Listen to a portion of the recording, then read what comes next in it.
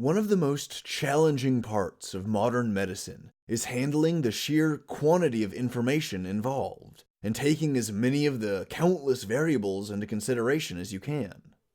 I've said before that biology is messy. Medicine is messy too. There's an incredible amount of variation between individuals, from their genetics, to their blood metabolites, to their diet and lifestyle, to the microbes that live in their guts. And taking all of these differences, and more, into account in a practical way is damn near impossible. It's super complicated. A new study published in the journal Nature analyzed one aspect of this infinite continuum of biological and biochemical variation. They analyzed the gut microbiome, and how differences in species and strain within the gut microbiome can affect the patient's response to various medicines. The abstract of the paper begins by saying, quote, "Individuals vary widely in drug responses, which can be dangerous and expensive due to treatment delays and adverse effects. Growing evidence implicates the gut microbiome in this variability.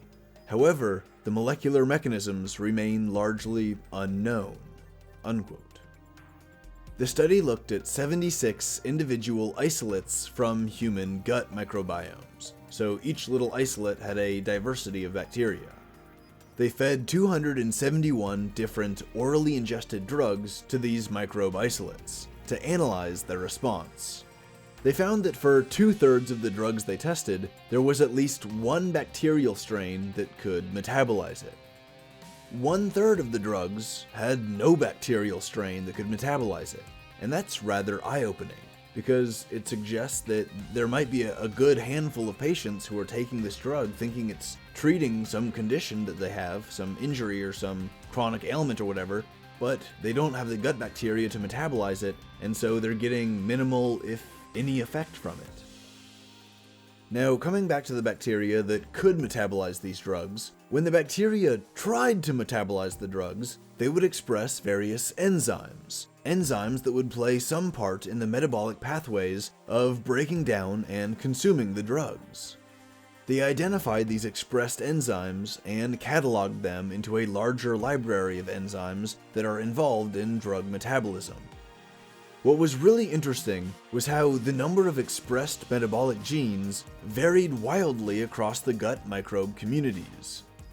This could explain why some people have stronger or weaker, or faster or slower reactions to medicines, because the varied composition of their gut microbiome influences the rate or even the capacity for them to metabolize these drugs. The scientists say, quote, "These microbiome-encoded enzymes can directly and significantly impact intestinal and systemic drug metabolism in mice, and can explain drug metabolizing activities of human gut bacteria and communities based on their genomic contents." Unquote. In simpler terms, what they're saying is that these enzymes can affect the ability of their host to digest and process various chemicals, be they foods or pharmaceutical drugs. This has been concretely demonstrated in mice, and it's strongly suspected to be the case in humans too.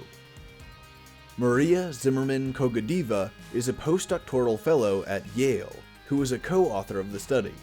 She said, quote, "It is possible that we can use genes or species of bacteria to predict the capacity of an individual's gut flora to metabolize a certain drug.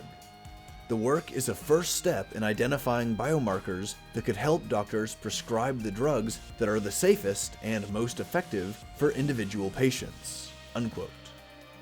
To summarize the value of their findings in a more general sense, the scientists say, quote, "These causal links between microbiota gene content and metabolic activities connect interpersonal microbiome variability to interpersonal differences in drug metabolism, which has implications for medical therapy and drug development across multiple disease indications." Unquote.